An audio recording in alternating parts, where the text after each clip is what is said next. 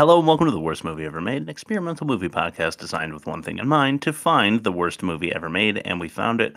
I'm your host, Chris Asanan, joined by my co-hosts and fellow mad scientists, Rob Scucci and Bob Hasek. Hey guys, how are you, and what the fuck? I'm going to tell you a long... it's not long. It's a story about a procedure my son had to undergo. He's had some... I've alluded to some stomach issues he's had since he's been born. It's been like this whole thing, going to different doctors, being referred to this in a round robin to the same 5 different doctors. So he had to get a endoscopy and a colonoscopy and go under general anesthesia. To prep him for this, we had to get Gatorade bottles, just a Gatorade or Powerade, 16 ounce with 2 caps of Miralax in it. And for those of you who don't know, if you're an adult who has problems going to the bathroom, you take 1 cap and you're good. So we gave him 2 caps and 16 ounces of Gatorade and a suppository, right? And then basically, if he does not poop after that, you have to repeat. we gave him about 24 ounces, which is 4 caps of Miralax and 3 suppositories, and just a bone-shattering bowel movement to clean him out for this appointment that he had to undergo yesterday, right? I'm only bringing this up because we're alluding to rivers of shit. And the river of shit we're wading through this week is Battlefield Earth. Also, my cat's dead. Bob? Oh, I'm sorry about your cat. I really am sorry about the cat. It's horrible news. Traumatic core memory that I will talk about later. Sorry, buddy. After watching this movie, I have only 2 questions. Who am I, and why am I here? We're going to try to suss that out. We start first with YouTube comments. Sure. You know what? I don't care what the haters say. I think Catwoman was great. All right, I have 5. Couple are long, then they go short. 1, I found this movie recorded onto a home video, VHS in quotes, tape, when I was a kid, and I never knew the name as a result, but when I remembered the movie, I just had to look it up because as a 90s kid, I also thought it was cool as a child, simply because there was post-apocalyptic cavemen flying Harrier jets, fighting alien invaders, action in general. Just like a kid watching Power Rangers, for example, the plot/storyline was lost on me. It's too bad that even the power of nostalgia couldn't redeem this film watching as an adult. Yet, in a strange twist, the fact it's so terrible did redeem it, and it now holds a special place as my benchmark example of it's so bad it's good. I will destroy the brain cells of those closest to me by sharing this unpolished shitball with them. Number 2, after watching this film, I feel like thetans inside me have been adequately audited, and I am ready for the next step in my Scientology journey. Thank you, Mr. Travolta. Thank you, L. Ron Hubbard. 9 out of 10. Needed more. Dutch angle. And page wipes. Number 3. How are you going to charge me $4 to watch this? You should be paying me $4 to watch this. Number 4, I read the book, enjoyed the movie. Films are personal. People get what they want from them. A lot of information in this one. Boardroom scene is one of my favorites. As you see, we're progressing towards mental illness. To the final number 5. This is one of the best movies ever made. Oh my god.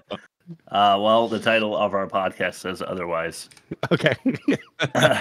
Test number 1, the worst of its kind. Okay,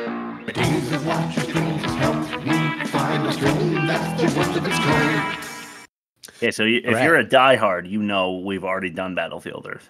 We did this in our, 2nd season or something like that. It was episode 26 or something like that, yeah. I think it was 12.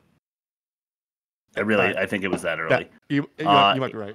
It's really bad. Don't listen to it. Yeah, that's not bad. We had no idea what we were doing back then. There were funny moments and stuff, but man, we were pretentious, to say the least. Everything was so highbrow, and over-explained, and it was just convoluted. I mean, that's typically me in my day-to-day life, so I'm owning up to it. I guess this is me owning up to it, but I don't know. It's still really funny. Go listen to it. Don't listen to it. I don't know. I listened to it. I enjoyed it. The worst movie ever made.com. I listened to it and I hadn't even seen the movie. What's that say about me? I don't know. We're trying to figure out who you are. So there's one element that we've discovered. Waterworld is another one that we did already that I would love to do again under this new, better format. That's Kevin Costner, 45%. May put it up at some point. Yeah. And we'll send it to the poll and see if people want to hear us do that one over. Yeah. The Quick and the Dead. I'm actually not familiar with that one. But it has Gene Hackman and Leonardo DiCaprio, a couple other well-known actors. And it got a 58, which isn't that bad. Okay. I'm just totally unfamiliar with them. Yeah, not great. Great, though, apparently Operation Condor with Jackie Chan. Got an 80. Yeah. What? 80%. No. I haven't seen it. Me either. Lone Wolf McQuade with Chuck Norris. Just about as good as The Quick and the Dead at 57%. Okay. Mm-hmm. And then The Sixth Day with Arnold Schwarzenegger comes in at a measly 40%. For an average of 56%. Battlefield Earth, guys. Any idea? I don't remember what it was, but based on YouTube, 65. I feel like this is like single digit. Mm-hmm. I'll go say 9. 3% more. 3% more than I think it deserves. That's 3% less than Christmas with the Cranks. Yeah, that one you remember. Yeah, right. More recent. Yeah, negative 53, and worst of its kind. No surprise. Huge score. It's going to be a hard one to beat. Say it beats The Phantom. Let's throw it to test number 2. Ain't that a pitch? I remember it because that was our guest with Kendra Crump, who had a heart out midway through the show. Anyway. Yes, she did.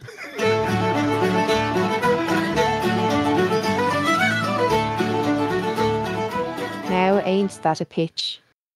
That was Kevin. That was our guest on Cranks. Oh, I'm thinking Jingle All the Way. Jingle All the Way. Okay, Yeah. never mind. Okay. Kevin was great, but yes. Christmas with the Crumps. Kendra did Kindra? I think it was Kindra. I don't know. Kendra. She cared not much for our podcast, so I cared not much for the pronunciation of her name. Sorry if you still listen. All right, who's going first? I'll go. Okay. I think I went last time, right, or something like that. Right. There once was a sci-fi thriller with Psychlos who were man-animal killers. They loved to eat rats so long as there were no trans fats, but this movie should have died with the bomb filter. That's pretty good. All right, I'll go next. You'll know where this is going right away. There once was a man animal who acts rowdy. All the other man animals ran their traps loudly. Travolta's acting is the worst. The franchise forever cursed. Battlefield Earth is simply crap lousy. Yeah. Nice. I have something for that. Crap lousy. Yes. I hope you play that 100 times. All right, here's mine. There it is. There once was an alien Psychlo named Turl who enslaved humans to help him find gold on this world. The humans did resist. You get the gist. Just give us more scenes with that 9-foot long tonguey girl. Chris, 4.5. Yeah, I'll go Chris for 4. Sweet, 4.25. I'm sorry, 4.5. 4.5. All right, 4.5. Right, so 4.5. Nice. Yeah, that's even better because it's better for me and it's better for the Battlefielders scores when we compare it to other movies later. I want Chris to win. I want this movie to lose. Nice. Yeah. I like it. And Chris. Okay. Ooh. Test number 3. Most offensive. And I'll need you. What was that again? And I'll need you. That's what I thought you said. I'm offended. This, I feel, is a category where other movies might be able to swing back, but that doesn't mean that there wasn't anything offensive here. There was plenty. Yeah. The fact of the lack of black characters was bad for me. Forrest Whitaker, yes, he's kind of a clumsy second hand who is not supposed to be a very intelligent character. He is eventually the security chief for Johnny Goodboy Tyler at the end.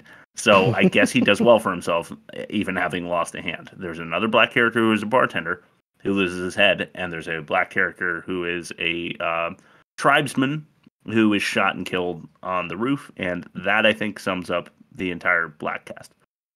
Is the bartender a black character? I feel like he's not. I don't know. He is a minority character in the American classical sense, but I thought he was black. Maybe he's right. not. Well, the black actor that dies on the roof at the end is the same one that gives Johnny his air in the one mining scene. Yes. And I feel like it was forced. I feel like they felt like they had to put that in. Yeah. Well, it didn't get by me. No, me neither. Number 2, Chrissy, that's Pepper's squeeze piece, is given the patronizing Patroclus watch the ship charade. So right in the beginning, she wants to come and help him, find greener pastures, whatever he's doing. Right. And he's like, "Oh no, I think you're better than most fighters, but I need you to stay with the tribe and keep them safe." It gets worse. It gets worse, but I'll save that for later in the test. 3, misplaced McDonald's marketing. Yep. Super weird. You guys caught the Golden Arches conversation in the mall, right? Oh, right. Yeah, they're headed to the mall. Yeah, they're about to walk into the mall, and they're like, there was a Golden Arches place where the food came out instantaneously, or something. It was like it's bad product placement. Yeah. Number 4.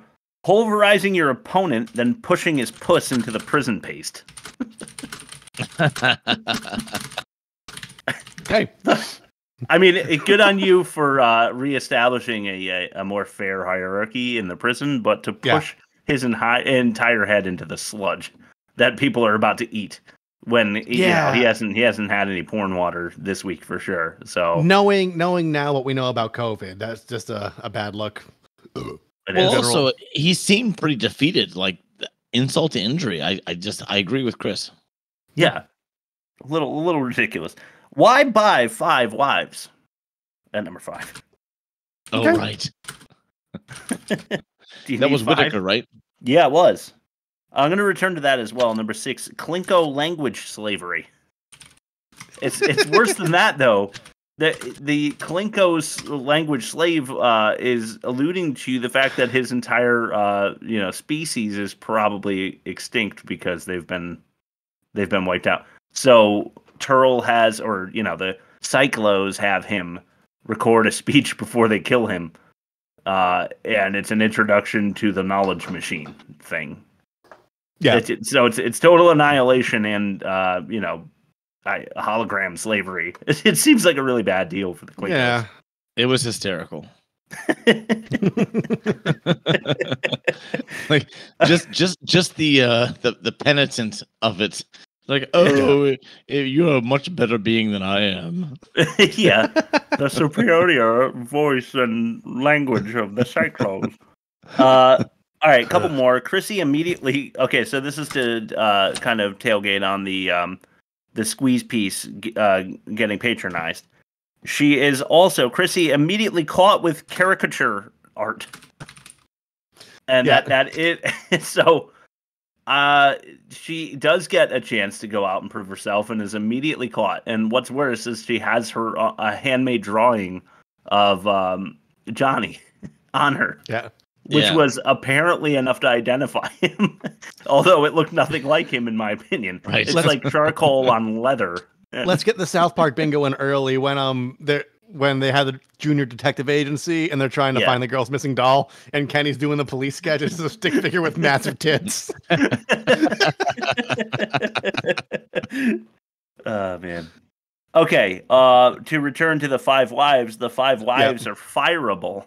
Apparently. You hire and fire wives in this universe. Yeah. I must have missed that. Oh, that's what Kerr plans on doing with his 20% of the gold or whatever. Oh, okay. He's going to fire his wives and get pretty ones this time, he said. Yeah. Oh, Jesus Christ.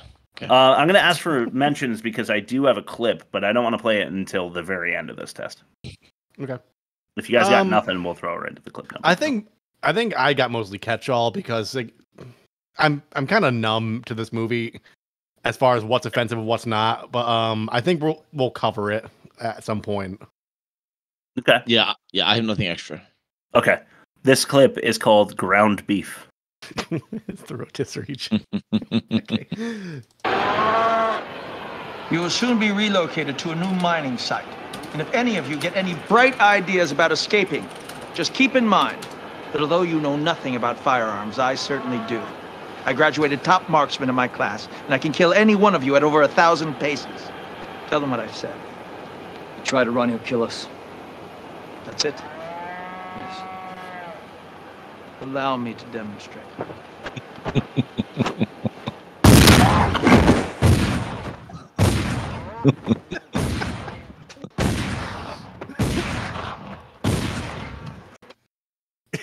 He's just blowing the legs off of cows.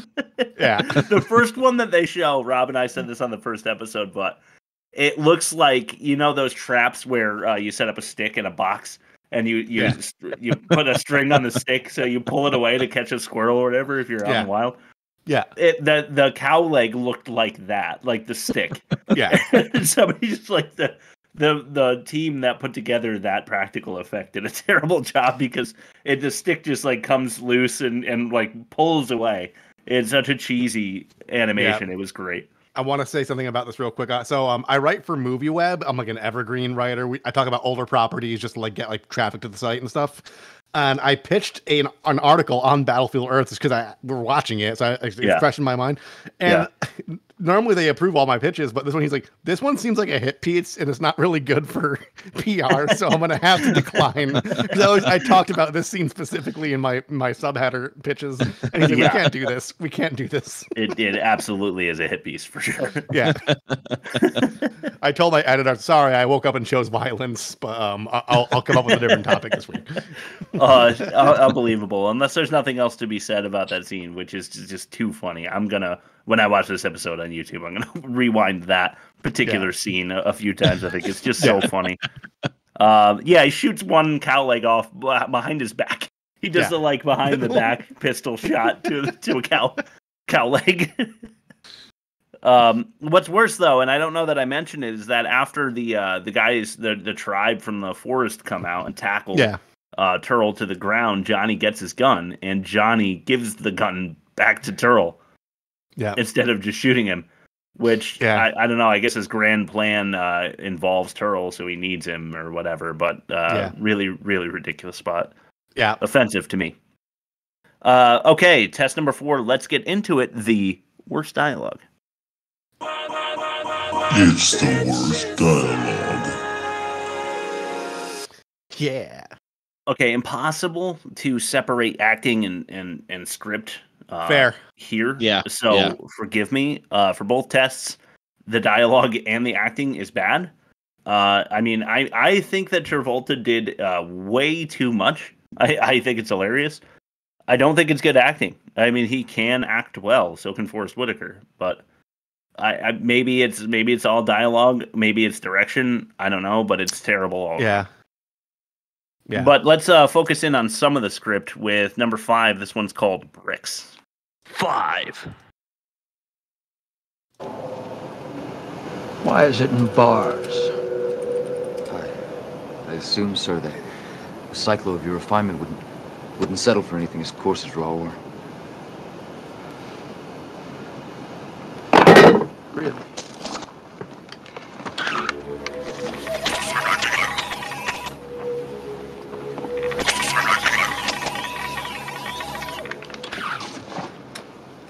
Well, since you rat brains have had enough extra time to smelt it into bricks, I'll now expect the rest of the gold in 7 days.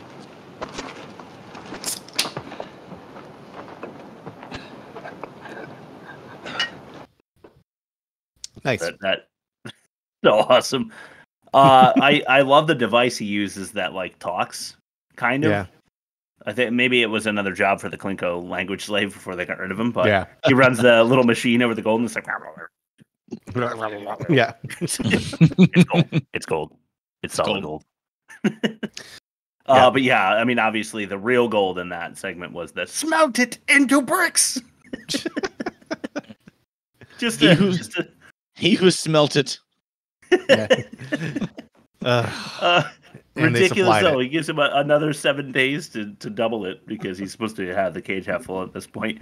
Yeah. But shouldn't you be on to his game at this point? What did they use to smelt it into bricks? Well, why not explore this a little further? catch-all moment. If they have a freaking gamma ray that identifies gold, why couldn't they just have flown over that fucking area and just found out where the gold is? That's a fair question. Yeah, if they have the technology, it should be long range as well. Yeah. Okay, speaking of testing, this is our next clip. This is number 4. A test? How about giving your old teacher a clue as to who this might be? You insult yourself, sir. You know you taught me better than that. How the hell am I supposed to know who it is? I don't know. It could be anybody on this damn planet. It could be a mechanic. No. It could be a concubine. No, It no, could no. be anybody in the communications office. Wrong. I hate these things. I feel like it's a test that I'm not prepared for. Well, hell, it could even be our friendly bartender.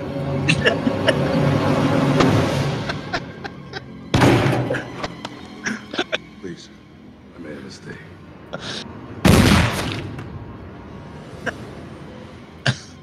Now, give me the original disc, then meet me at the teleportation platform in 2 hours. Sir?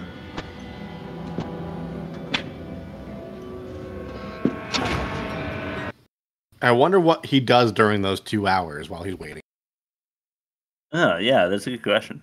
Yeah. Also, I like that they tell time in human quantification. Yeah, That's right. that's true. But yeah, our friendly bartender, he pulls Friendly bartender. pulls the guy's head out and then shoots Forrest Whitaker's hand off, which couldn't look more proppy. It's another like pull string stick, and Whitaker's Kerr reacts not at all to just having his hand blown off. Yeah. Super weird. kind of like I deserved that. Yeah. Yeah, pretty much. Okay, sir. See you in 2 hours. Any one of these 3 coming up here could have been number 1. I'll let you decide what the worst of these 3 is, but I do have an order. So clip number 3, Galaxies. Yes. You haven't left for Psychlo. Your powers of observation are simply startling. Give me 3 pans to go. I don't know what you're so down about. You still get to be head of security, which, from what I can tell, is a pretty cushy job. Well, I can assure you that I was not groomed since birth to have some cushy job that even a moron like you could perform. While you were still learning how to spell your name, I was being trained to conquer galaxies. To do anything less is a disgrace to my entire family line. That'll be 6 credits. Put it on my tab. But you don't have a tab. I do now. Spell your name. I was being trained to conquer galaxies. I have a tab now, and your head very soon. Yeah. Wow. What are they thinking? What kind of drugs are they passing around the set of Battlefield Earth? I've said this on the pod before, but it's that like stage acting where you need to really belt out. You need to project to the back. To hit the back. That's what he's doing there, but I don't have any idea why.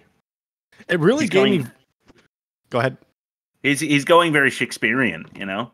It gave me the vibe from that Frasier episode when the guy who was like the sci-fi star, but like they recognized him from being on stage doing Shakespeare. Yeah. And then like he retired and they want to bring him out of retirement to bring back his like love for Shakespeare. And like he's like, to be or not to be. Yeah. He's just fucking awful because they remembered it through rose-colored glasses. And you know what episode I thought you were talking about was the one where they had to try to get tickets and they were unable, but they still wanted to go to the show afterwards. Like they wanted to go to the house party or whatever. So the actor comes up to them.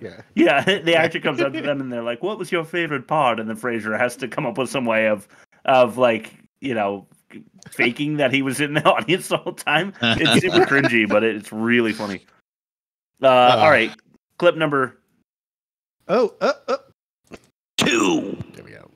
Renewal. Are you not aware that I graduated top of my class? Quite an accomplishment. I don't mean to second guess the Home Office, but surely I could be of better service to the corporation. Home Office is well aware of your academic achievements and obvious talents. That's why we've decided not to keep you here for another 5 cycles.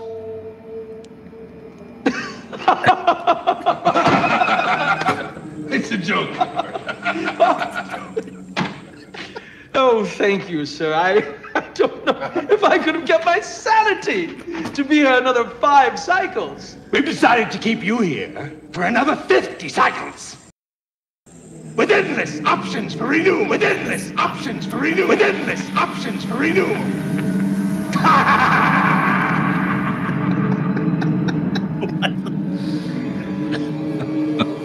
Oh my god.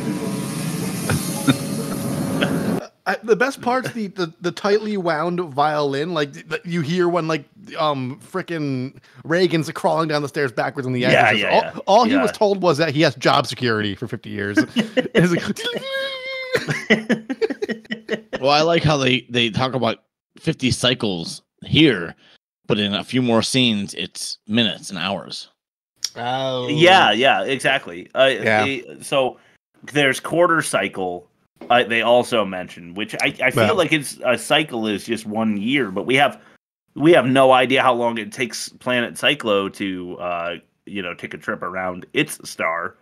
Yeah. So what is a cycle? We have no idea, but they do use hours and minutes in this movie, so it leads you to think it might be similar to the 365, but I don't have a clue. Yeah, but it's almost like they didn't actually take into consideration continuity. Mm-hmm. Yeah. Well, that's a very let's not good go that point, Bob. Dude, the actor. I mean, I've seen this guy who does the the monologuing there before. I couldn't pinpoint. Do you guys know what he's from? I feel like he's from other things. I didn't look him up. He's got he seemed familiar. He's got a great voice for the kind of. They cast him well, I think. It's just that there's too many, syringes involved. There's only so much you could do. Yeah. Yeah. In this movie, there's just too much craziness going on. I thought it was also odd that they pulled in the slow-mo here. I think it was the first time that they pulled not slow-mo for the movie, but like the slow-mo repeat dialogue to emphasize it. And you're not on Turl's side. So I feel like the effect is supposed to give you the wow, you're really going to drown in hell forever, but it's on Earth with us, conceivably. It just doesn't work at all. I don't get it. So and the fact that they had the scene in a Dutch angle also was kind of jarring. So glad. Any Dutch angle from now on in any movie. Yeah. Apparently, this movie is full of them. By the way, that was one of the notes. It was all shot in Dutch angle to make it look more like a comic book. Yeah. Yeah, that's true. I guess, right. Yeah, that's gonna come up in the catch-all for sure. All right, I'm not gonna waste any more time on this. I'm gonna go to clip number 1. Give us a drum roll.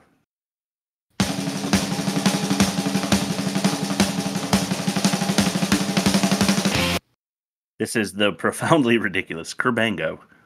Ah, yes. Kerr, I'd like to meet Chirp. She's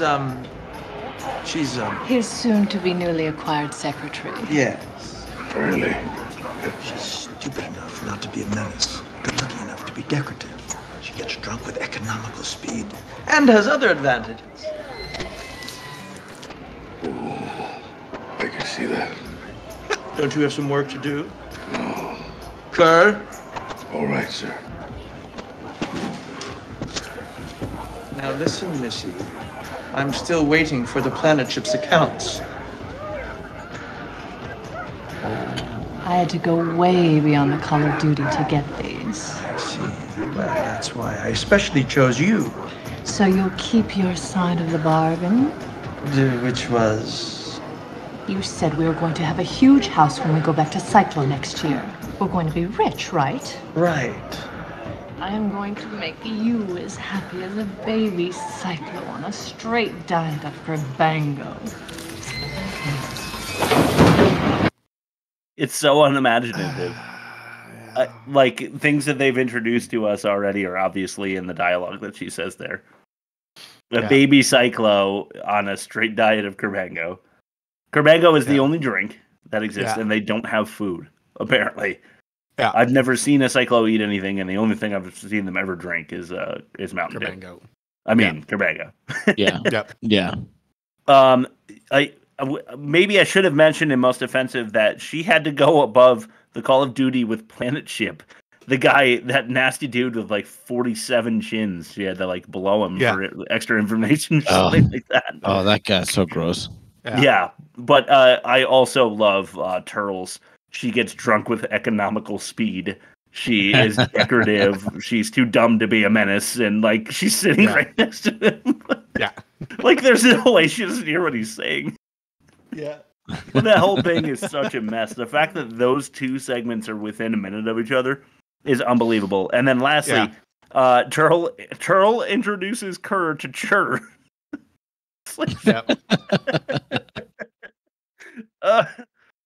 Okay, all that in one clip there. Rob, throw it to your ad read, bro. Oh, we're doing something a little different. I have a classic ad read. Oh, baby. I have a new tag under my bumpers called sandbagging, and that's where like I have clips like I like dongs and sentient. And so here's my I clip myself. I'm not omitting myself from the sandbagging. So here's my old ad read for Battlefield Earth, episode 12, I think. The worst movie ever made.com. Yeah. Okay, so on to your ad read, bud. All right, well, real quickly first. Do you see what I'm drinking here? This is the new... Oh my god, is that... It's the new Coca-Cola Zero Sugar. It says now... looks like some kind of Mountain Dew or... Yeah, so I'm bringing this up because Coca-Cola changed the formula on their Coke Zero to zero sugar, and it tastes like absolute fucking dog shit. I still drink it, though. I only bring this up because today's episode is brought to you by a new sponsor, Kerbangoed. That's right, Kerbangoed. Feeling a little blue? Then put 2 or 3 on Turtle's tab and let her rip. Kerbangoed comes in 2 flavors, green and diet green. It'll go beyond the Call of Duty for all your man-animal taming needs. Lonely? Kerbangoed. Space embezzlement? Kerbangoed. Man-animals learning Psychlo language and organizing a revolt using your own tools and weapons against you after smuggling gold from Fort Knox to a completely different mining site, and nobody seriously questions how the fuck it was smelted without adequate tools or machinery in the first place? Kerbangoed. It's basically just liquefied lead. Yeah, classic. Yeah, it was a classic. I found myself laughing at exactly the same point as the first time. Awesome. All right, test number 5, the worst production. No need to agonize on scripts or budgets, because now it's time for the worst production. Yeah. The worst production, it took a lot of effort to not just say Battlefield Earth. Real, honestly. So I'm going to say the first thing that came to my mind when I was watching this, it was in a scene soon after Johnny learned all the stuff from the learning machine. Yes. Using a movie to advertise your religion. Yeah, okay. That is my worst production. So L. Ron Hubbard wrote Dianetics. Yep. And if you don't know anything about Dianetics, if you weren't a child of the 80s/90s, we do. We're South Park fans. Yeah. Yes. You didn't see the commercials, the non-stop L. Ron Hubbard commercials during all of your sitcom and daytime watching TV. I think this is before L. Ron Hubbard's passing. And then he wrote Battlefield Earth. But so Dianetics was like the groundwork for Scientology. And then Battlefield Earth was apparently a throwback to just regular sci-fi. But regular sci-fi doesn't have all the nods to Scientology that this does. Like the whole triangle thing, like when he was like just learned the language, it's like triangles. Yes. It's the basis of everything. And then I find out that triangles are a big part of Scientology. And I didn't know that. Oh, I didn't know that either. Yeah. So there's a lot of Scientology shit going on here. Aside from the fact that they don't swear, I think that's part of a sci-fi thing. Based on what I talked to a couple friends about. Yeah. I guess general sci-fi doesn't like to use bad language, so they use the word like crap hole and crap lousy. Battlestar Galactica used frack a lot. Like, what's the fracking deal with whatever? Yeah. Oh, yeah, okay. that's better. It's a little better. It is. At least it rhymes. Yeah. I mean, right away when this movie started, that one guy that we don't know who the actor is starts saying, "This is the biggest crap hole out of all the crap holes I've seen." I'm like, crap hole? What's that mean? And then I heard crap lousy like 2 times, and I'm like, wait a minute. This is purposeful. This has something to do with the religion. It has to. I couldn't find any link to the religion with bad language, but the religion has these 21 tenets that sound a lot like the 10 Commandments, but watered down. Right. And not being promiscuous is one of the tenets. And I feel like this has to fall in that category somewhere. I'm sure. Yeah. I'm sorry to be so anti-religion, but no, that's fine. Don't worry about that with us. It just really felt like this was just a big advertisement for Scientology. Like math will solve our problems. Yeah.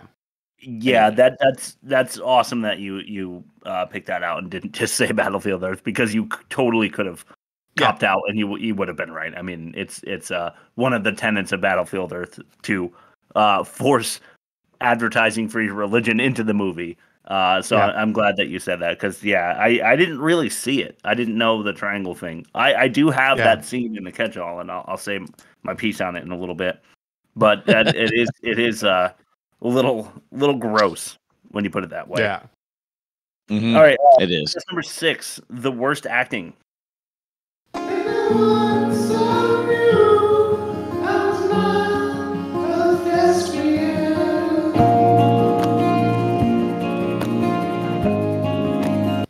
Yeah. These are kind of shorter, actually, but I think they're just as funny. Number 1, a beast. Yeah. This is all the medicine I can find. I'm sorry. The gods took your father in the night.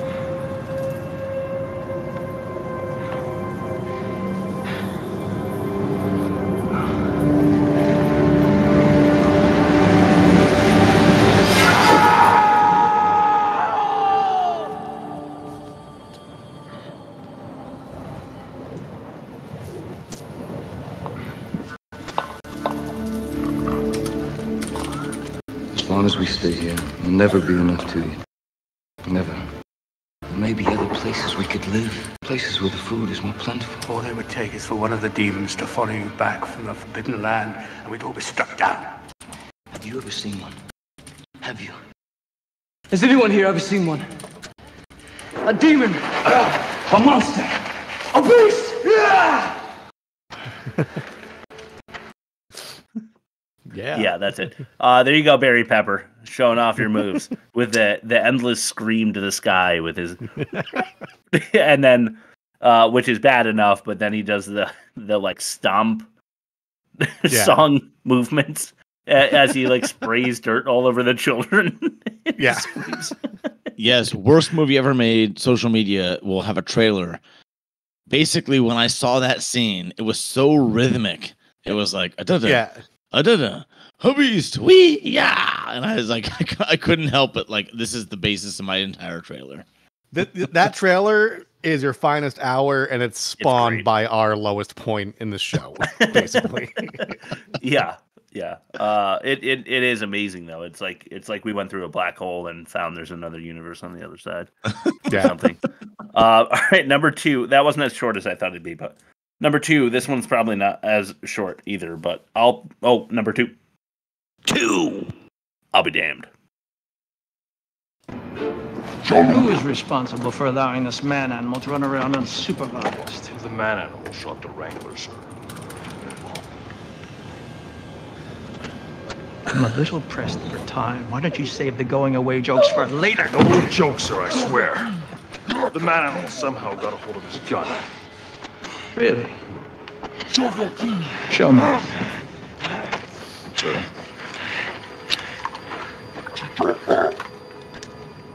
Reach for the gun.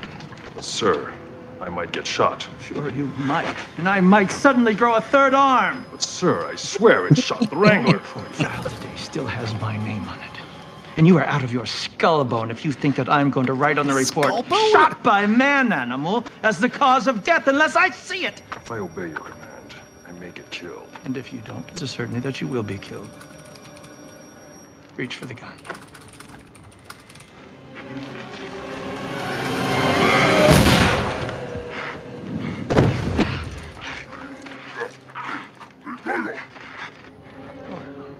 I'll be damned.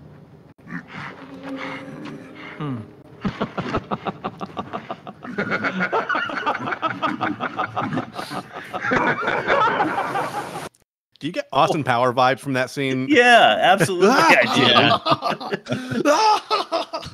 I think they felt it necessary to show how evil he is this early. Yeah. By finding so much humor in that moment. You know, forcing him to basically do a suicide move. Otherwise, I'll kill you. Like, the chances are you have a better shot grabbing the gun than my certainty of like shooting you in the head afterwards. You know, but yeah. So it's all building evil around Turl, but it's the laughing is so over the top. Holy shit! And he does it again later, but I don't think that he has like 3 rolls where he's like. Yeah, and the girl's like, and he goes, again. Yeah, it's a joke. It's just so much. It's a joke. It's a joke. They all kind of stick together though. They're all like it's one big long laugh track. Yeah. It's true. It's true. Which is terrible. But anyway, we're moving on to number 3. This is a short one, and I feel bad because the guy's name is Kim Coates, I think. Mm-hmm. And we've had him on Waterworld. I think we've had him in a couple of spots. I like him. I don't know. There's something charismatic about the guy who plays. I said he is. We just had him on the pod for Troy because he's Achilles' his right-hand man, the leader of the Mermen. Yeah. And he plays Carlo in this movie. But this scene is really, really bad, and it's him. Let's take it away with number 3. This is called Yeah.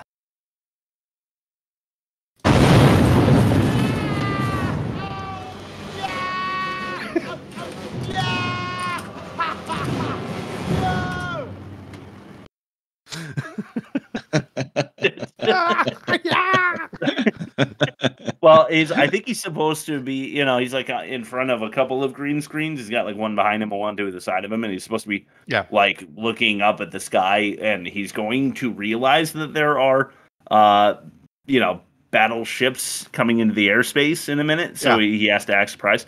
So but it's like he's anticipating it while he's screaming and you can see that he's like not sure where they're supposed to be or something while he's the yeahs are bad enough, but watch the video clip too on our YouTube page, which you can access where, Rob? The worstmovieevermade.com. Thanks for asking, Chris. Well, check it out. Check out the video when it comes out on Sunday, and you will see what I mean. Kim Coates is kind of searching the green screen for the ships that are about to come in, and it makes it even less believable. But his celebration also is a little goofy sounding, in my opinion. I've got one. It's almost like it wasn't rehearsed. Like he was watching the director for like when to react or re-react or re-react. Yeah. Maybe that's why it felt so. I like he had somebody breathing over his shoulder. Maybe that's a good call. I think the director took a piss break and he was like, oh shit, he's not here yet. Yeah. Oh yeah. Where's he at? Yeah. Yeah.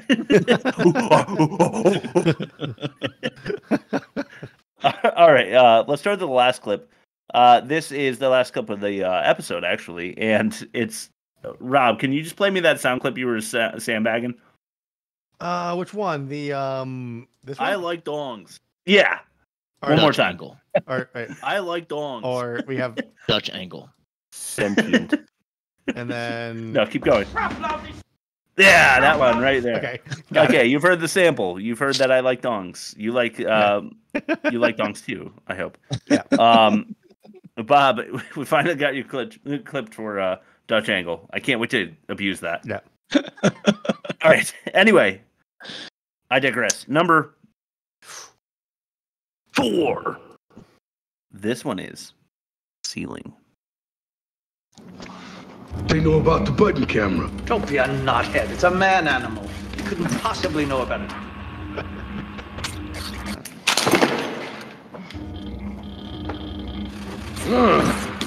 You sure call that one, sir. No way they know about the pigtail camera. Fat ass, and let's go round them up. Ah! Crap, lousy ceiling. I thought I told you to get some man animals in here and fix it.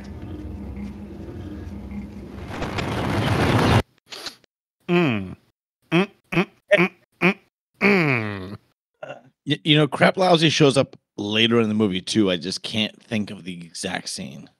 The word leverage as well. I should have clipped leverage. Oh yeah, that's we'll talk about that.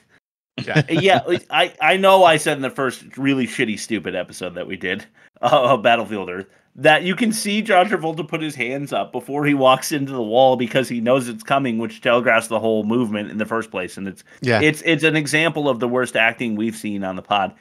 Right there next to Bob's favorite. I hate to diss him, but Dennis Hopper, when he directly looks at the camera in Super Mario Brothers, it's unbelievable.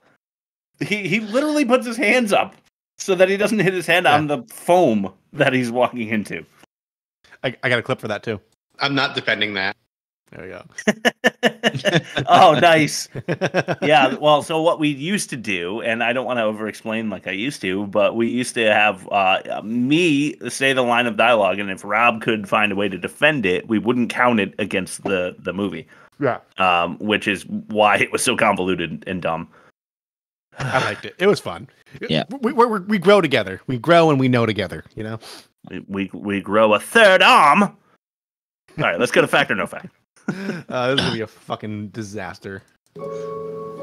Bob is a liar.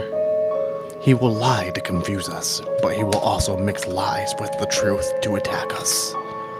His attack is psychological and powerful.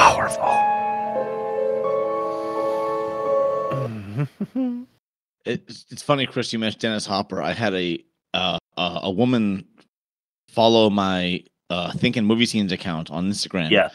And her bio was like all things horror and something else and Dennis Hopper.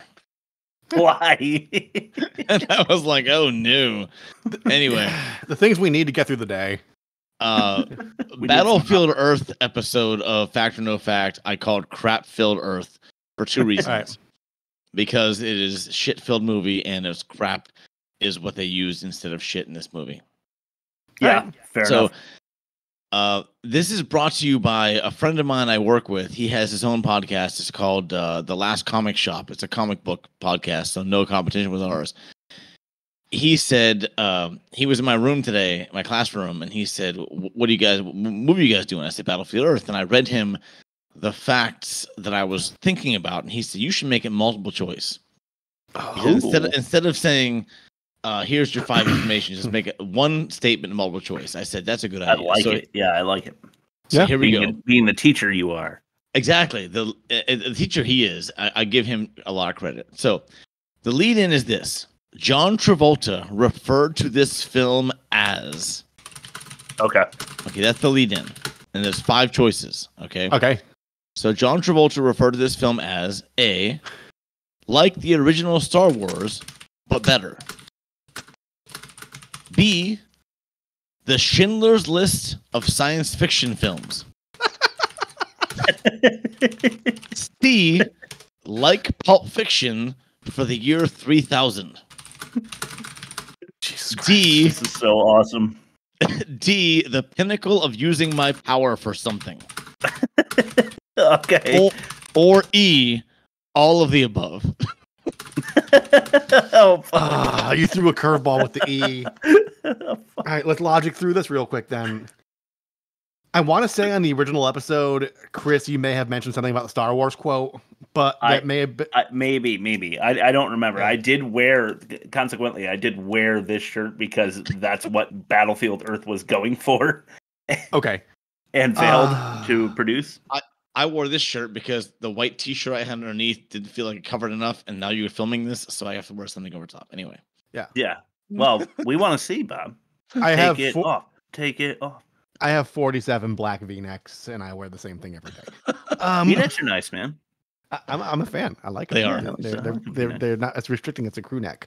It's true, and then we can see some of that tasty chest area. Oh yeah, Schindler's List. I don't see the relation at all. But he did give us all the see above. a little. I see. I mean, I see it, but like, I don't see it. Yeah. Like Pulp Fiction for the year 3000, which I don't see that either, because they didn't start at the end and fold the stuff in afterwards, and there's no Samuel L. Jackson. Pinnacle of using his power for something. Well, I do know the fact that when they were on location in Canada filming things, Travolta used his own personal finances to fund the catering for the entire crew. So he is using his power for something, and I think he's doing it because I think he thought this was his like his magnum opus at the time. Yes, he absolutely did. So that I can confirm. I want to say all of the above, but I don't One know of us about should the do Schindler's. One of us should do it. I don't know about the Schindler's List part. I feel like statistically that gives us some kind of better chance if we go for the all of the above and another one of us picks it. All right, so I'll leave it up to you.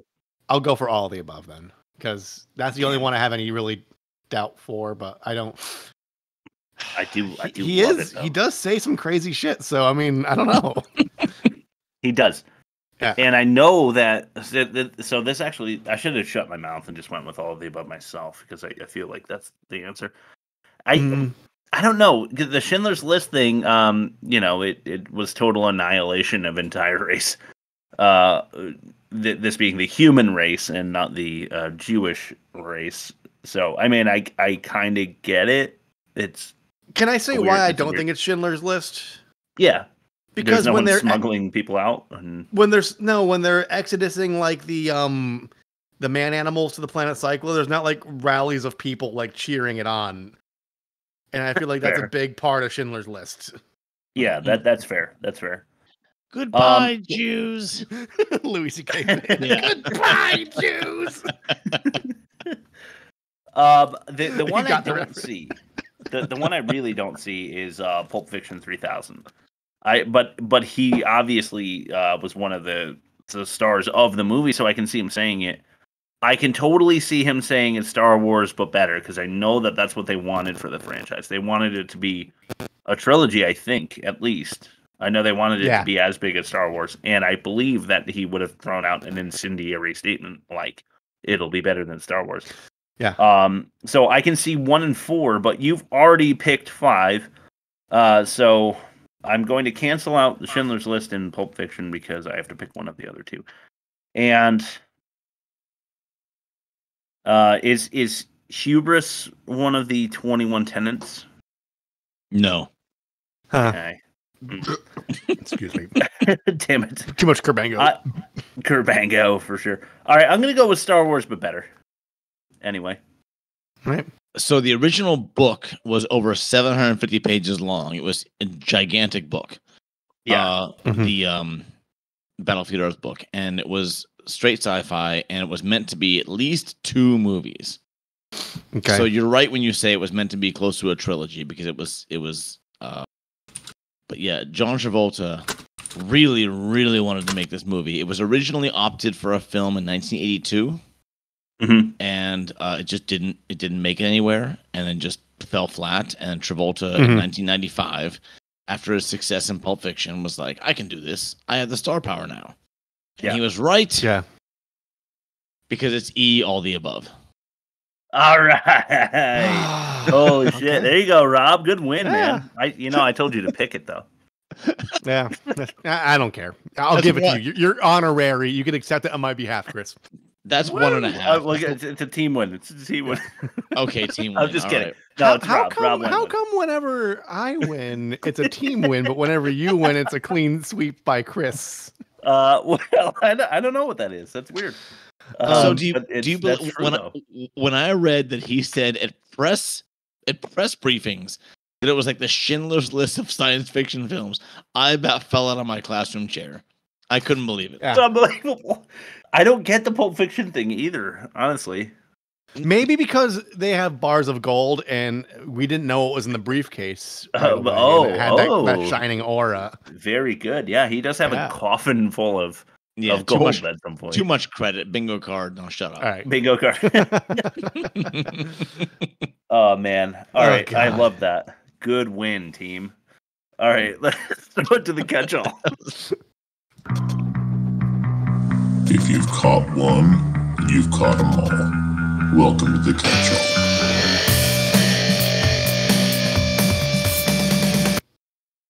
Okay. The first thing I wrote was Dutch, Dutch, Dutch, Dutch, Dutch, Dutch, Dutch. I think I have a clip for that. 1 second.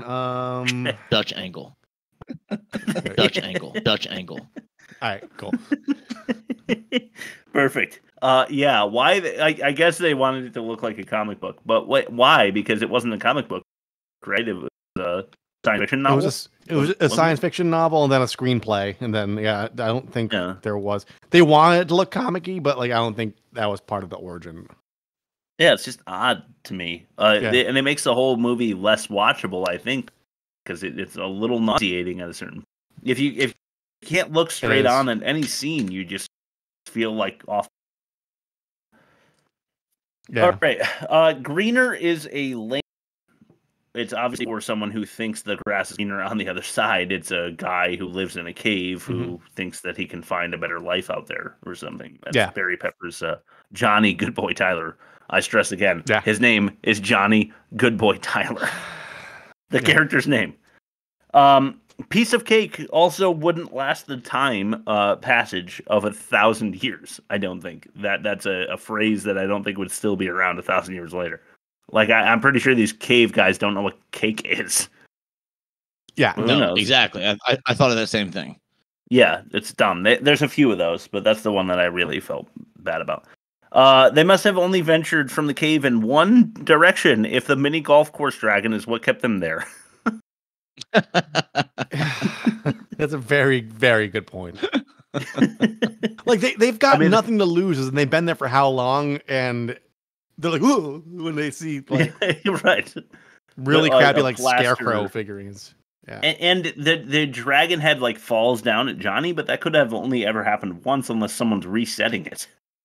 Yeah, unless Carlo is I'll keep those cave people in their cave. I'll just keep picking up this fake dragon head.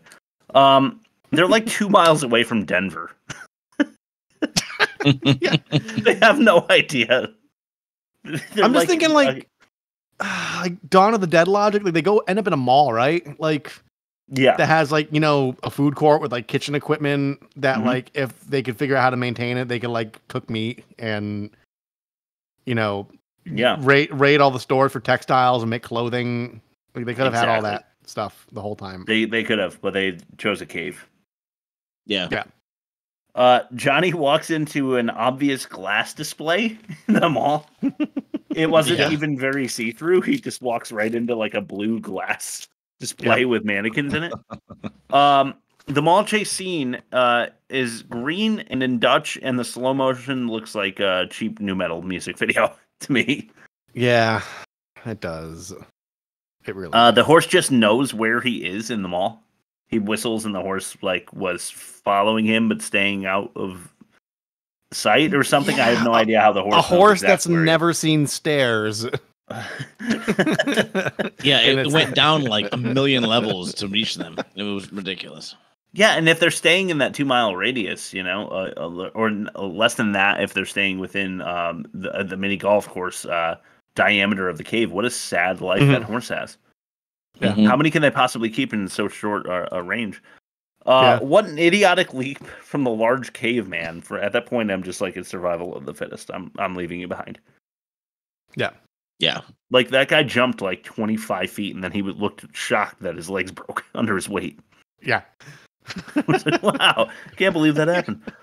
I'll be damned. The CGI, the stun gun, and the caged pepper, as I wrote, were both really bad. Yeah. Oh, really bad. Yeah. I think intentionally non-violent for rating. I think they really wanted to go for the low rating so they can get more of an audience to push their religion. That's a good point. That's probably that's my fan theory. That's a good fan theory. Oh, so you're a fan, is what you're saying? Yes. Yeah. Okay. Well, we never really asked him what he thought. Like, just bare bones. Bob, did you enjoy the movie? I'm a big fan of Dutch angles. He's a big fan of Dutch angle. Dutch angle. Dutch angle. Dutch angle. They would still have way more useful things from 1,000 years ago, Rob. You kind of mentioned this already, but they would have plastics and polyesters and all sorts of things that they would still be using instead of just cowhide. Yeah, you can get a bunch of empty Sprite bottles and gather the rainwater. Yeah, there you go. Yeah. Human Processing Center, Denver, Denver, Colorado. You'd think it might be New York. With maybe one of the more densely populated places. Sure, Denver's a city, but it seems like an odd choice. Unimaginative technology, including aliens, weaponry. I thought it was especially funny when the humans who are way outmatched by the Psychlos at the end, who are rioting, they have like M5s and AK-47s, and the Psychlos still only have their shitty little pistols. Yeah. They don't have anything else. Nothing that fires faster than one shot around. At the end, too, they waited so long to use all those weapons. Mm-hmm. I don't understand why they waited that long. Like, they had them the whole time, and then they were like, "Oh, we'll wait until the very, very end." Yeah, that's a fair Future. If I had even an inkling that was the senator's daughter, Turl was saying, as Zeke, I think his name is leaving. We get the indication that Turl bangs some chick for some important guy, and that's why he's stuck there. It has nothing to do with how bad he is at his job. Which brings me to Psychlos believe in heaven and hell because it's referenced multiple times. So it is the God that we humans tend to think is smiling upon us, and the earth was made in His infinite wisdom, and He cares about everything that we do. He also cares a lot about what Psychlos do, and He's okay with them annihilating entire populations all over the galaxy or galaxies, what have you. It's just funny to me when Zeke is like, "Yeah, I'll end up in hell, or you'll end up in hell for what you did to the senator's daughter," or whatever the fuck he says. It's like, why do they have the same religion that we have? We here in America have a different religion than most of the world. I mean, well, I don't want to say most, but it's slightly different, at least all over the country. Yeah. Why would Psychlos have the same ideology? I don't know. There's 3,400 different sects of Christianity alone. Right. Yeah, and they all say different versions of the same. They all interpret the one book 3,400 different ways. Right, and Christianity is not the biggest religion on earth, right? It's Islam. Right. Yeah. So there's that. Planet Psychlo is cool looking, but we're only shown so that we know we're blowing up later. Yeah. The establishing shot of Psychlo was fucking dope, dude. It looked like a higher tier crappy sci-fi, if that makes sense. It didn't look it didn't look like a cut above of its contemporaries, but it looked cool. It was a cool something that Sci-Fi Channel would put on now in 2023. I had a hard time though because the guy that we can't think of his name at the beginning was like, "Oh, what an ugly Earth, an ugly planet with green blue and skies, green and blue." And I'm thinking, is he go to this other planet and think, industry Yeah. and smoke and steam. This is Purple what I and love to metal. see. Yeah, There's and something purple to metal. say. skies. There's something to say about symmetry and like just hard, like right angles everywhere.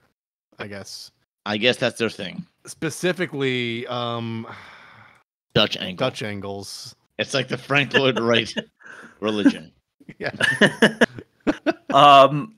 But yeah, I do think it's funny that we watched Zeke and his two bodyguards go back, transport back to planet Psychlo, because we would never have any reason to do that other than to establish where it is that the brother blows the nuke later. Yeah. Yep. There's literally no other reason. What's with the caveman grunting? I have no fucking clue, dude. Is that what happens when we devolve? I think that's what the Psychlos understand the human man, what do they call it? Man animals. To sound like. Oh, I think okay. it's our supposedly the translation of what they sound like to them. Fair enough. I remember Carlo and the larger caveman like holding Johnny at like spear point, and they're like grunting at him, and there's no Psychlo filter there. Oh, that's a good point. They're still grunting. Yeah, I'm not saying it's accurate. I'm just saying that's my guess, but I guessed the whole time. Well, you're saying then that they had no thought of continuity. Yeah. No. You said we never use picto cameras in our own office. We don't. I do. that was a candidate. Who has more authority, Planet Ship or Turtle? Because I couldn't figure that out.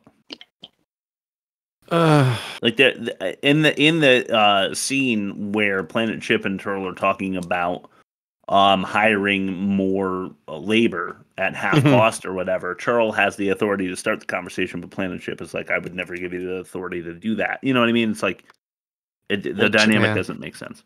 Turtle's only head of security. I feel like he's blowing up his authority a little bit.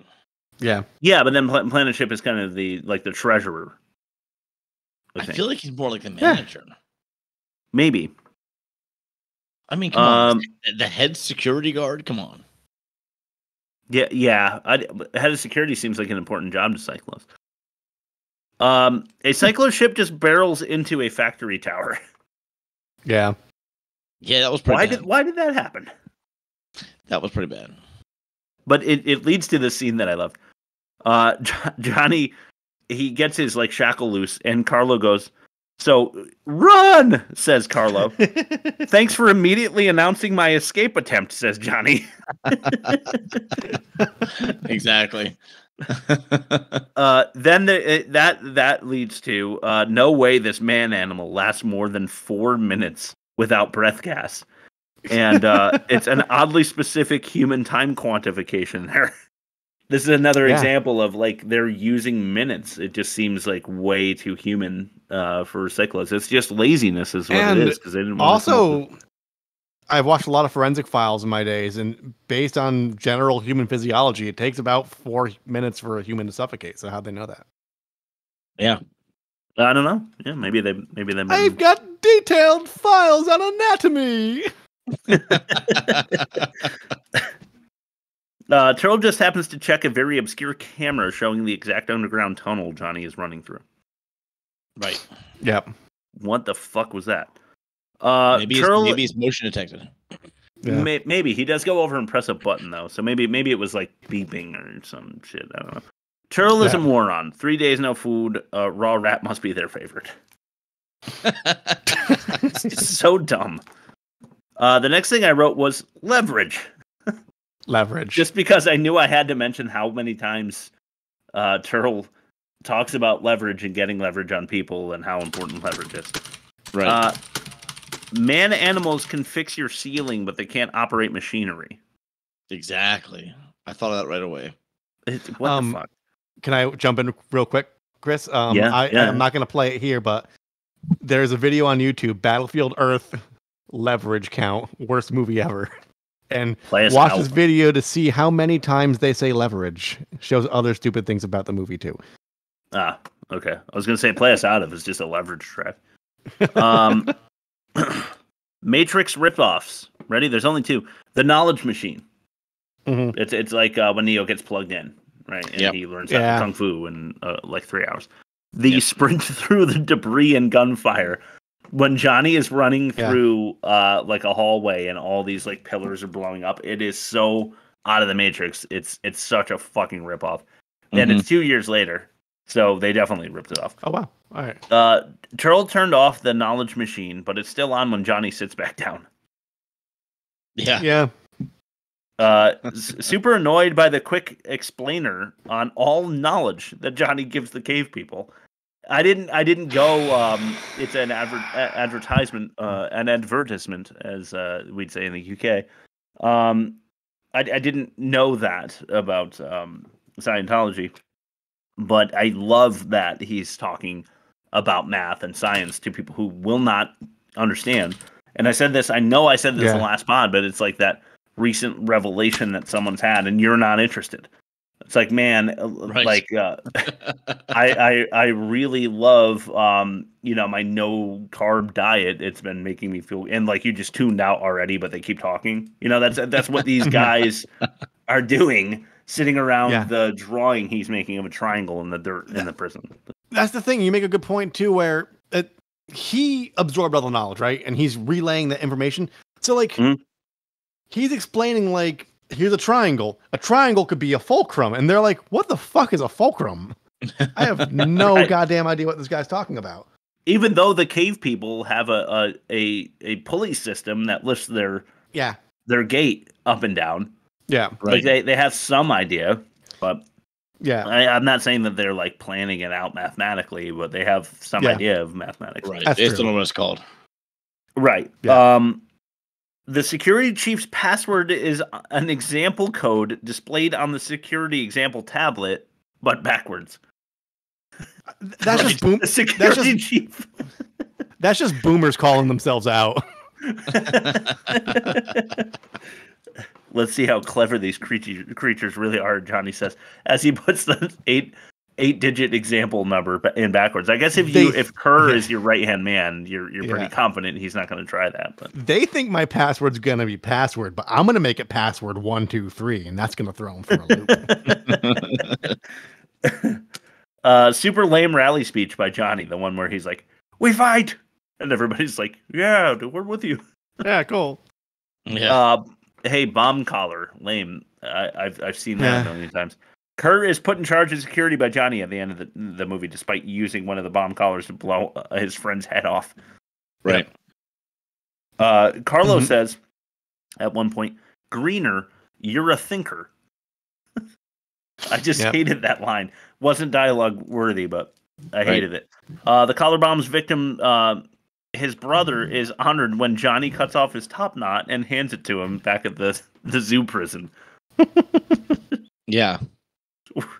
What? Why? What? This is not The Last Samurai. What is going on here? Yeah, I don't get that. I mean, either. Some Psychlos look like dogs. Yes. Yeah. That was really weird. Johnny's plan is to... I like dogs. Perfect. I like dogs. Yep. Yeah, that's dogs. I don't know why I put an N in there. Yeah. Johnny's plan is the most convoluted ever conceived. Yeah. Rob, your ad read is a good example of that. Yeah. Why is there no picto camera on the ship? Like if you're Turtle, you just say, "I'm going to," like there's a picto camera. If you destroy it, we're coming here to kill you all. Yeah. Yeah. Then they don't leave. Right. Texas, Kentucky, DC, no tracker. They're all over the fucking United States, and Turtle has no idea. Yeah. How much of the human equipment and weaponry would still work out after 1,000 years, just sitting around doing nothing, collecting dust? There was actually a thing about that when I read those jets, those Harrier jets. Yeah. The fuel inside them would have evaporated in the time they talked about. Fair enough. Yeah. That's a fine example. So we had cave dwelling morons learn how to use the Harrier jets in the span of a week. That should have been most offensive as well.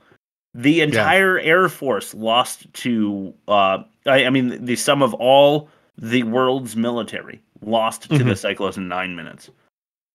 But these idiots that like don't know math are using like 12 Harrier jets to fight back the Psychlos for more than that.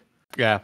Somehow. In the span of a week, learning on some simulator that should not work because there shouldn't be electricity at Fort, Hood or wherever the fuck they are. Right. How would the Psychlos not have discovered that ore vein in the 1,000 years that they've been next to it? And furthermore, how have they not learned of Fort Knox where all of America's gold is smelted into bricks? They have a gold gun. They have a gun. They have a thing that detects gold.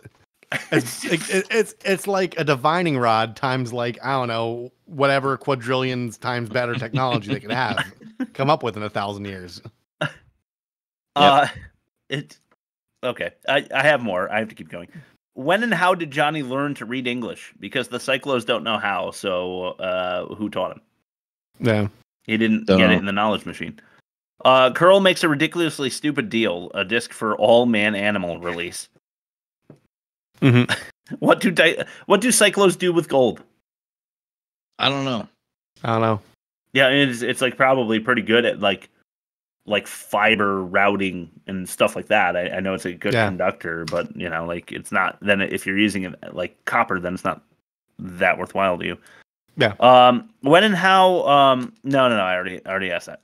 How did none of the guards see the humans escaping the zoo? Yeah. Totally surprised when they hit the city. The Psychlo 5-1 countdown looks remarkably similar to ours. Yes. You guys notice that? Yeah. It does. 1. Rob, we got to make Blow the Dome happen. We forgot. Last episode, last time we did this at number 12, we were like, man, Blow the Dome is like sick slang, and we forgot about it. We got to make that part of the we need that needs to be like part of our vernacular here at the worst movie ever made. Bingo card. I'm down. Yeah, for real. Took Carlo 3 tries and 1 suicide to destroy the dome. Yep. Turl doesn't feel the explosive device on his arm, but then again, he barely reacts when his arm is blown off by it. Same as Kerr's hand. I don't understand why they don't feel pain. It's really dumb. And then, of course, extra reactive nuclear reaction on planet Psychlo. Thank God. Yeah. It's a good thing the nuclear bomb becomes like a super nuclear bomb on planet Psychlo. Yeah. And last thing I have, at least you got your gold ironic morale teaching. And I wrote fart noise. I won't even make one. I'm not going to even give them that. Mentions? There we go. No, I'm good. I just don't see where. I mean, I know I don't write science fiction, but I don't see where the sequel lies. They got rid of everything. I don't either. Everything's gone. I guess if there are Psychlo colonies out there, that are like also dominating other planets. But then what do you do? Like they're just going to come and like learn from Turl's mistakes. And have you guys ever watched old Kiss videos, the band concert videos? Yeah. And those gigantic boots they wear? Mm-hmm. Yes. That's exactly what they were the Psychlos were wearing in this movie. That is worth mentioning. And you can tell because half of the slow motion is just the massive fact that they can't walk very fast with these like 22-pound boots on each foot. That's a really good mention. If I had more time, I would have linked together them walking in boots with Kiss footage. Maybe if I feel like that this week, I'll do that. And that's really funny. And what's her name had the tongue, like the Gene. Oh yeah, the Gene Simmons tongue. Oh, now that you mentioned it, I have to do that now. That's sick. You keep on shouting. You keep on shouting. Ah, a beast. Anywho, I wanna blow the dome all night. And drink Kerbangoed every day. We went to the same place. Yeah. Rob, your alternate ending, please. Oh, yeah. Let me get the bumper for that.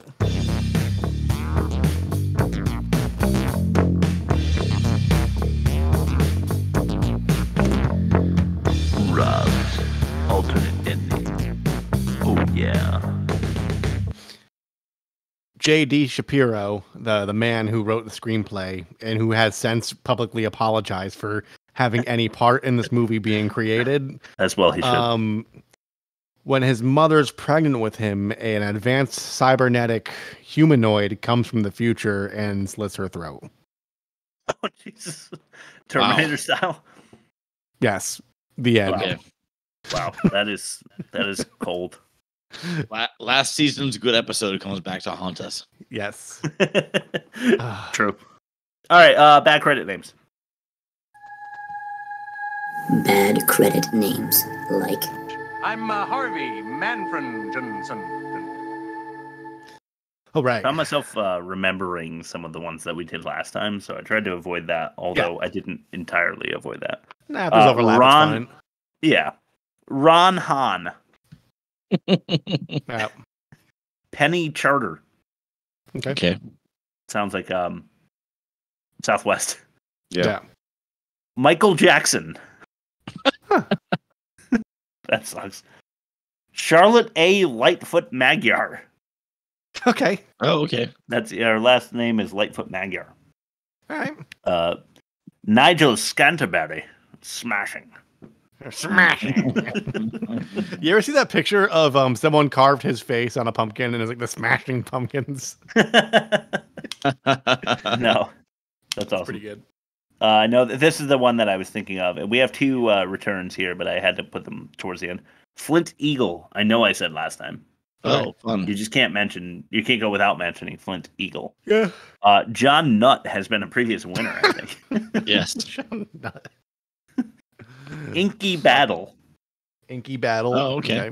Yeah, John Nutt's involved in that. You know it. Yeah. And then finally, I'm sure that he won last time too, but you have to. It's Juiced Clarynx. I personally always prefer my Clarynx juiced. I don't know about you guys. Yeah. Same. What, Fresh, what a name. fresh squeezed. Fresh squeezed. All right, movie comparison time.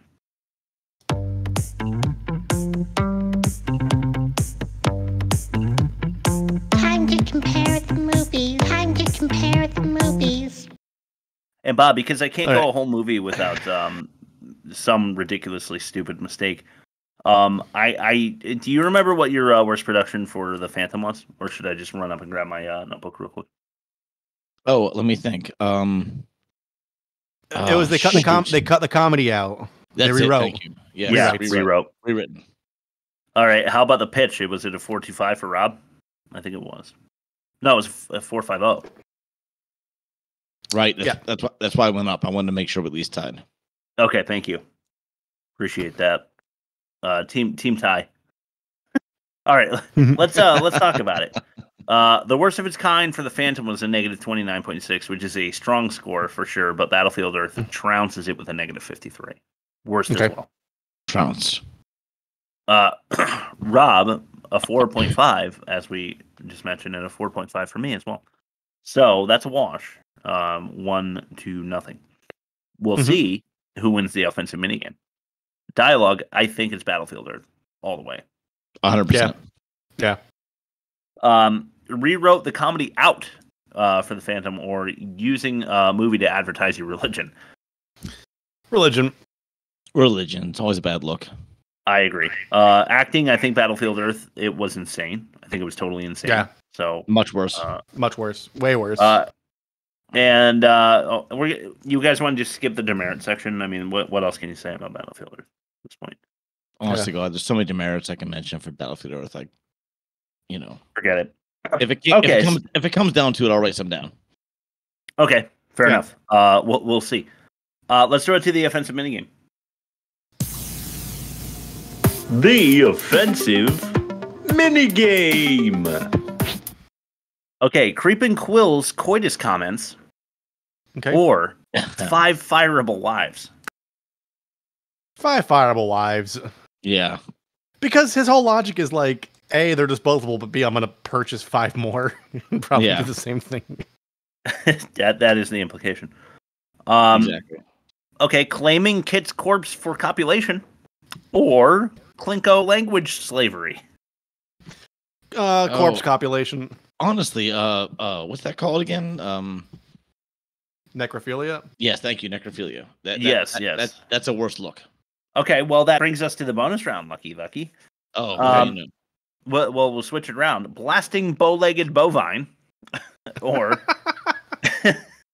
pretty person used for perpetual pirate pleasing.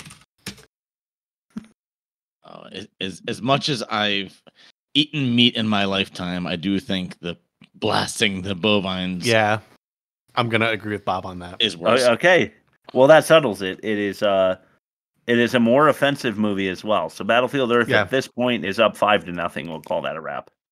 Right. Wow. What a surprise. 5-0 for Battlefield Earth. It is the worst movie fucking ever. So no surprise there. So what are we watching next week? And please tell me it's not Battlefield Earth again. It's not. I lost in the poll. I put up Battlefield Earth again, and I lost. It looks as though we are watching Hook, Bob. Oh, what do you know? I haven't seen the poll yet. Yeah, well, Steven last I checked, Spielberg. it was. Go ahead. So Spielberg has a movie in Best Picture running for this Oscar season, and Spielberg made Hook, and I feel like it's appropriate. So that's my pitch. Okay, well, here's why it's good for the pod. A lot of people are going to be very upset with us for this one. Richard Klaus, I can see it already. For example. Yes, I can see it already. A lot of people are giving us hate for doing it, but you know what? You know what you don't do? You don't hire like 20 different terrible child actors and then give them half of the movie to act it. Because it is, if you're a kid, it's fine. You don't know what bad acting is. You don't know what good acting is. It's whatever. Yeah. But as an adult, it's unwatchable, in my opinion. I'm just mad we don't get to see Cornrow Norton in Stone at some with point. Robert De Niro. Yeah. There's always next week. Next week. I really like Godzilla as well for a candidate for especially for the big season, because I think it was 1998. Matthew Broderick, and it's a Godzilla movie. And there are so many bad Godzilla movies. Yeah. They have Jamiroquai on the soundtrack, though. You know, I'm going deeper underground. You know, that song is pretty good. I love Jamiroquai. Yeah, sure. Yeah, me too. I'm a big Jamiroquai fan. Stuart Zender's like fucking, yeah, pretty good. All right, Rob, why don't we plug the show and then send it to Bob for his last word? theworstmovieevermade.com. You can find our socials. You can find our streaming. You could find the video on YouTube every Sunday after the episode goes live. Shortly after we record it on Tuesday night. Take your pick. You should follow us on Instagram and TikTok, but you should also just listen to the podcast. You should listen to it at 2x speed so you can listen to twice as many more quickly. And email us. And email us at theworstmovieevermade.com. Please email us. There's a button there. You can click it. It's a little envelope that signifies a letter that gets sent electronically. We will read your email verbatim online on the podcast. Yeah, we absolutely will. No hard R's, but we'll read anything else. Yeah, this isn't hot to trot. I finally remembered the name of the episode. Bob? All right. All I can think of is crap lousy. Yeah, that's the last word. Perfect. So, crap lousy. Dutch angle. I'm not defending that. I like dongs. See you guys next week.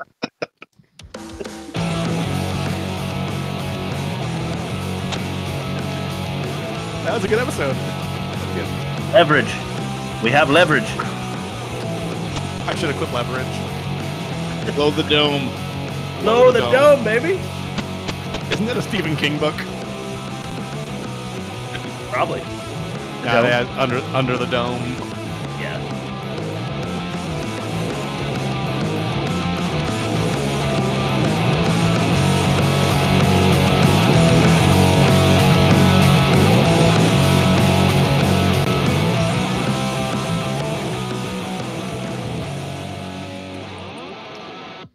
See you guys next week.